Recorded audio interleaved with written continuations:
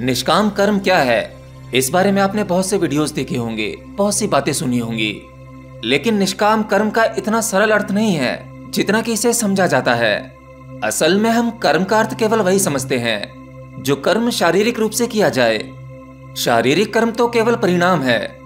ये मनुष्य की सबसे भौतिक अवस्था है। शरीर के द्वारा किया गया कर्म शारीरिक फल देता है। शरीर से अच्छा कर्म करोगे तो अच्छा फल मिलेगा, बुरा कर्म करोगे तो उसका फल इस शरीर को ही भोगना होगा। दूसरा कर्म आता है वाचक कर्म, यानी आपकी बातचीत, आपके शब्द भी आपके कर्म हैं। अर्थात आप जैसा बोलोगे वैसा ही सुनोगे, तो आपका बोलना चलना भी एक प्रकार का कर्म है। तीसरा आता है मानसिक कर्म, यानी वो कर्म जो आपके विचार करते हैं। यहाँ पर आपके शब्दों की भी आवश्यकता नहीं, किसी प्रकार की कोई बातचीत नहीं, केवल विचार। यानी आप जिस प्रकार के विचार करोगे ठीक वैसे ही मानसिक कर्म बनाओगे। आपके विचार भी सूक्ष्म कर्म है। आप अपने शरीर को किसी कर्म करने से रोक सकते हैं, परंतु आपके विचार आपके कर्मों की एक सूक्ष्म अवस्था है।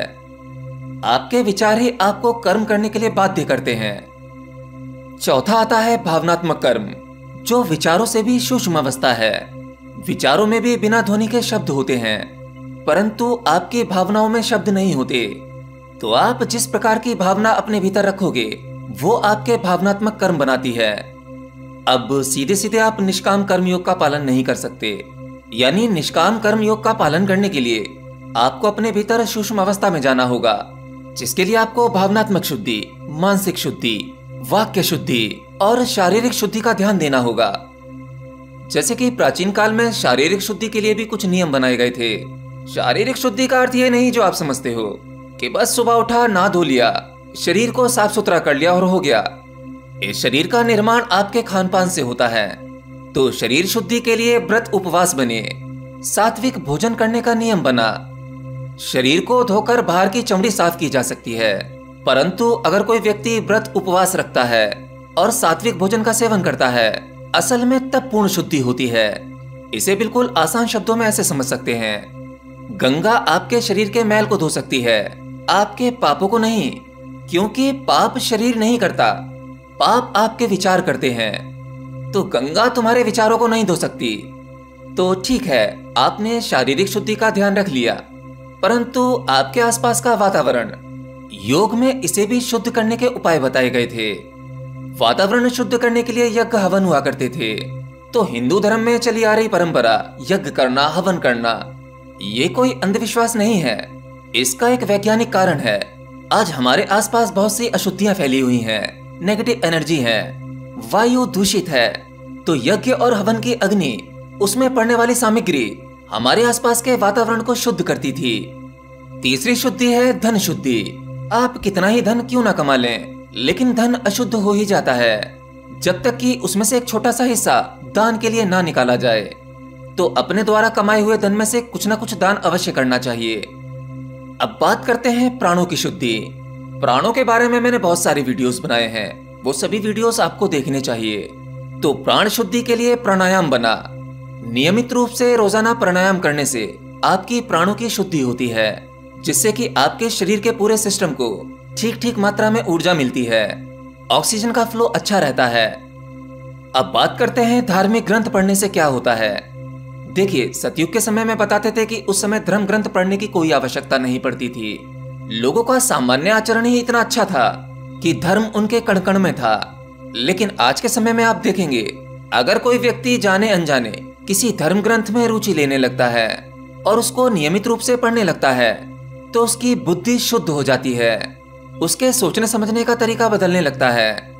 तो धर्म ग्रंथ पढ़ने से इस भौतिक संसार में आपको बहुत से फायदे होते हैं। सत्य और अच्छे वचन बोलना, मंत्रोच्चारण या माला करना, इससे आपकी वाणी शुद्ध होती है।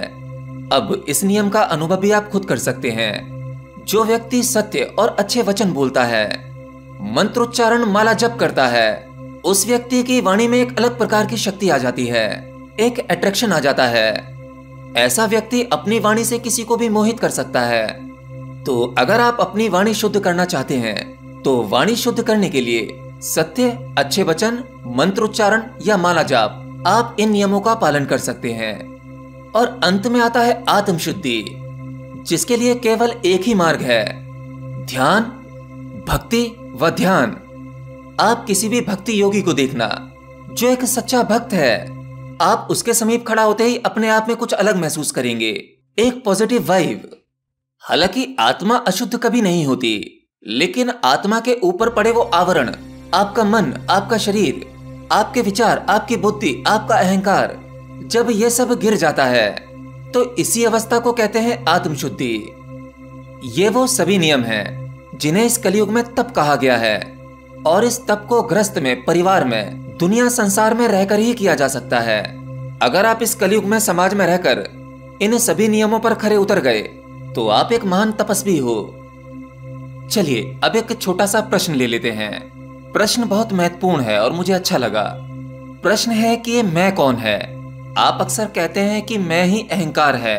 तो जिस व्यक्ति को अहंकार होता है उसे अपने अहंकार का पता नहीं लगता, अर्थात उसे अपने मैं का पता नहीं लगता।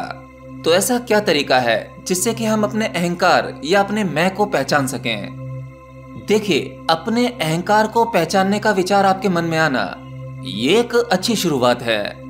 असल में आत्मज्ञान, मोक्ष या उस परमात्मा की प्राप्ति, इसमें सबसे बड़ी रुकावट जो है वो ये मैं यानी आपका अहंकार ही है। और इस अहंकार को पहचानना और भी बड़ी प्रॉब्लम है। इस मैं को लेकर उससे मिलन नहीं हो पाएगा। मैं ही बाधा है। आप इसे ऐसे समझें, परमात्मा तो बहुत दूर की चीज हो गई जिसे अब तक तुमने जाना ही नहीं। उसे जानने के लिए इस मैं को साथ लेकर चल रहे हो। पर क्या अभी तुम जिनको जानते हो, तुम्हारे आसपास, तुम्हारे मम्मी पापा, तुम्हारा भाई, तुम्हारी बहन या तुम्हारे मित्र, जब आप इनसे मिलते हो तो क्या वाकई आप इनसे मिलते हो? नहीं, आपका मैं सबसे मिलता है।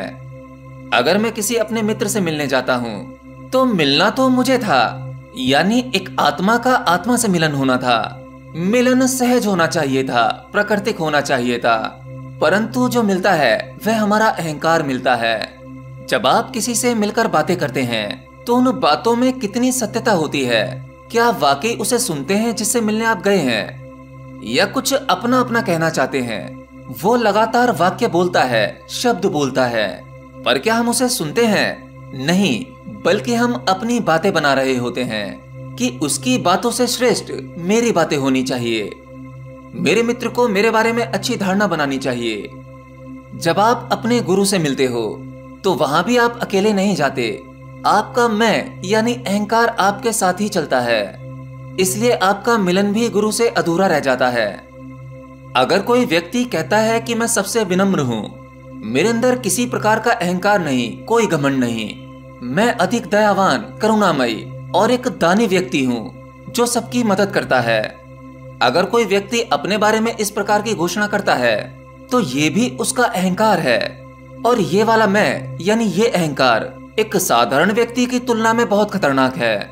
ऐसे व्यक्ति के अहंकार को पहचानना हो तो उससे कहना कि मैंने अपने गांव में या फला फला जगह एक ऐसा व्यक्ति देखा है जो तुमसे भी अधिक विनम्र है, उसके अंदर अधिक करुणा है, अधिक प्रेम है। मैंने उसके जैसा विनम्र व्यक्ति आज तक नहीं देखा।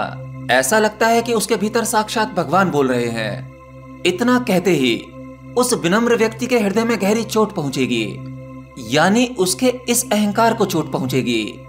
असल में जब आपका अहंकार गिरेगा तो शब्द कम होते चले जाएंगे, मौन का अवतरण होने लगेगा। ऐसे में जब आप किसी से मिलोगे तो केवल उसे सुनोगे, कुछ कहने का कोई अर्थ ही नहीं है। लेकिन भूल यहां भी हो सकती है। जरूरी नहीं कि कोई व्यक्ति मौन है और बहुत कम बोलता है, केवल आवश्यकता पड़ने पर ही बोलता है, उसमें सच में अहंकार ना हो। ऐसा हर जगह संभव नहीं है। एक मौन व्यक्ति भी भीतर से बहुत कुछ बोलता है। शायद उसका अहंकार ही कहता हो कि यहाँ चुप रहने में ही भलाई है, तभी तुम्हारा मान सम्मान बढ़ेगा, लोग तुम्हारे बारे में अच्छी धारणा बनाएंगे। शायद वो इसीलिए मौन हो। असली मौन जब घटेगा तो वो सहज घटेगा, वो भीतर से भी मौन होगा। ऐसे व्यक्ति की उपस्थिति आपकी आत्मा को झकझोर देगी, आपके भीतर परिवर्तन होंगे, आपके अपने भीतर से स्वयं आवाज आ जाएगी कि ये व्यक्ति गुरु बनाने योग्य है। अगर वो कुछ बोलेगा भी तो उसके एक एक शब्द में इतनी शक्ति होगी जो तुम्हारे भीतर गहरा उतर जाएगा। तो जब आपको अपने अहंकार को पहचानना हो तो किसी से मिलते समय अपने आप को देखना, अपने भीतर जाकर थोड़ा सा विश्लेषण करना कि मिलते समय तुम कितना शाब्दिक रूप से बोल रहे हो और कितना भीतर से बोल रहे हो। भीतर कितने विचार चल रहे हैं, कितनी भारी भीड़ है।